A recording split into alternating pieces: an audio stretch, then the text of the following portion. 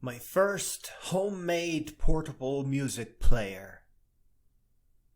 What I discovered is that sometimes inventors just get to shake a leg. Where would I be today if I didn't switch to Linux in 1998 or so? And what would my invention be today if I didn't buy my inexpensive little Raspberry Pi Zero W? Today I made another tiny leap forward. Instead of continuing my search for a high-quality, good review, uninterrupted power supply board and safe batteries to go along with it, I simply plugged in my Raspberry Pi Zero computer into a standard 15,000 milliamp hour Energizer power bank that is used for recharging mobile phones. The Pi immediately started going through the boot process, and by the time I sat down by my desktop, I was able to connect to it.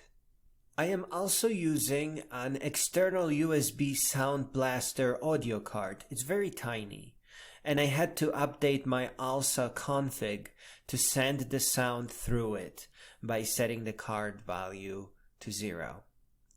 I copied today's workout music to it and then used the cvlc command, which is a very simple command line version of the VLC media player. I just said cvlc *.mp3, which means play all the files that end with mp3. And the moment I hit enter, I could hear it playing through the headphones. This is where things get really weird, because I basically just strapped the Raspberry Pi to my power bank and then I attached it to my bicycle.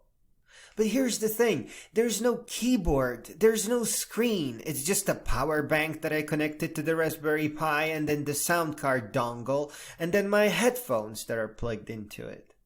It is a fully featured computer with proper Linux, even a desktop GUI, but all it does is play music through the headphones, and there's no way to control that. Just in case, I put the running cvlc program into the background, and then I disowned it, so that when I bicycle away from my Wi-Fi and lose the login session, my music will still be playing. It turned out that it was not necessary. After a 10-mile bicycle run, with a long stop to adjust my new wide bicycle seat, drink a bottle of water and snap a photo with the unit mounted on my bicycle, it simply reconnected when I got back. And then I had to end the process using my desktop computer to stop the music on what has now become my bicycle Linux server. I don't have any buttons attached to it. The only way I can control music is to bicycle home, which is like 15 minutes from the highway.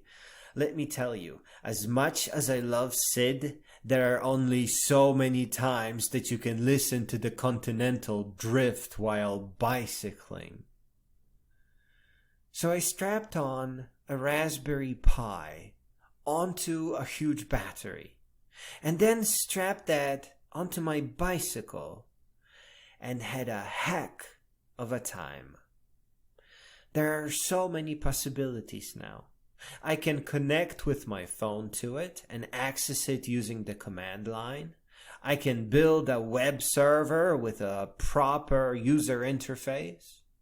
Or I can buy a $3 4-key keypad and attach it to the battery next to the Pi, and then just use the keys as previous play, pause, next, which would be pretty fun.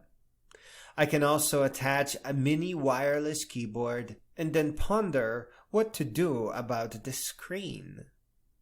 None of these little wonderful questions would exist if I kept trying to find more circuit boards.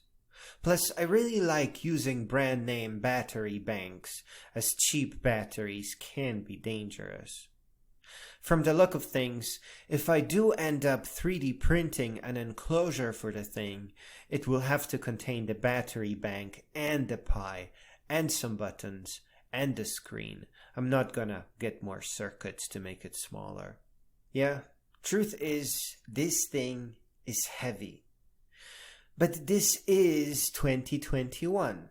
I'm just not sure if it is a good idea for any electric or electronic device not to be a full-blown standard Linux server. I don't want to plug wires and USB things in the morning to copy my workout music onto the gym audio player. That is a ridiculous thing to do. My desktop should automatically shuffle some songs, adjust the tempo to my current routine using a faster CPU, and then connect to my audio player and get everything prepared, sorted out, and ready for my workout. That is how computers are supposed to work. They are supposed to be networked together and require minimal interaction. I know most people would mention the phone here, but phones have bad UI. You can't feel any of the buttons, and at the moment of writing, there are only 2 or 3 that have a proper Linux OS. All the rest of the phones have their OS pretty much closed. They don't want to let people into the operating system. If you can't install your favorite desktop programs on your phone, then it's not really a computer. It's just a cheap toy that exposes private information to all of the internet. Learning a Linux operating system can be easy, and writing command line programs is not very confusing. Graphic user interfaces require too much clicking, require too much context switching, and they can't be connected together. Taking some time to figure out how the command line works and then building or splicing a range of custom electronics, basically, is a fantastic experience. It is a very educational experience that presents great many technological adventures and lessons along the way. The shortest path to knowledge is taking that little leap forward and then exploring all the interesting things that you find there.